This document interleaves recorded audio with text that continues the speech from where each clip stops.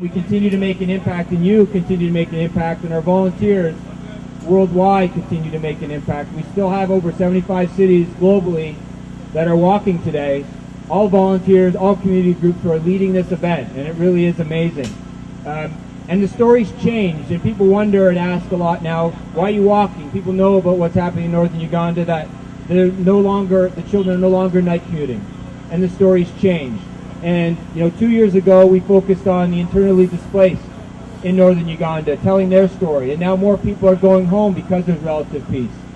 So the reason we continue to walk is that we do push for more media attention, more government and international attention on the issue, because there isn't a signed peace deal.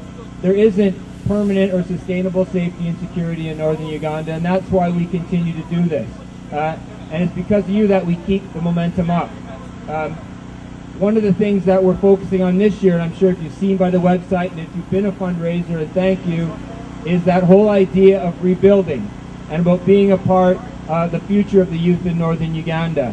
And what often happens in a situation like this is a lot of the NGOs and charities move on when it's no longer an emergency. And this is the best opportunity for us to make an impact. And that's why the fundraising that you've done makes such a difference, that we're building this youth center, that we're going to program, that we're going to provide an opportunity for youth in that region. And thank you for that. We have a couple of fundraisers I wanted to point out, of one that did an incredible job and one that made it incredibly fun. And I know Conrad's already shaking his head. But first I want to introduce Harp. Anthwal, Harp, could you raise your hand? Right, he's right there in the middle. Harp was the leading fundraiser globally for GuluWalk this year. So Harp, in the spring of 2010, is going to come to northern Uganda with us. But thank you. And again, finding a creative way to make a difference. I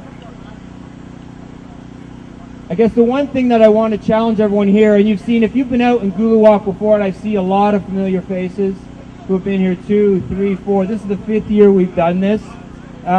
It's harder to keep everybody's attention. The numbers that are here this year aren't the same as last, or aren't the same as the year before. But there's more that we can do beyond the fundraising. You can sign the letter, and if you see, there's volunteers in yellow t-shirts that have clipboards with a letter that we are going to deliver to Minister Cannon to get Canada to continue to pay attention to this.